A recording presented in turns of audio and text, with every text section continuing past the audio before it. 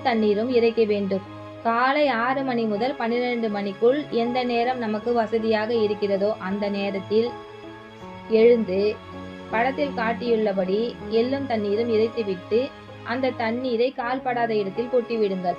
சூரிய பகவானை நினைத்து, நான் தந்த இந்த எள்ளும் தண்ணீரும் என் முன்னோர்கள் அனைவரையும் போய் சேர வேண்டும் என்று மனதார பிரார்த்தனை செய்யுங்கள். அதற்கு பிறகு நாம் அன்றாட வேலைகளை நாம் எப்போதும் போல் செய்யலாம். முடிந்தால் தினம் ஒருவருக்காவது சாப்பாடு வாங்கி கொடுங்கள். முடியவில்லையா, அமாவாசை அன்று மட்டுமாவது வாங்கி கொடுங்க.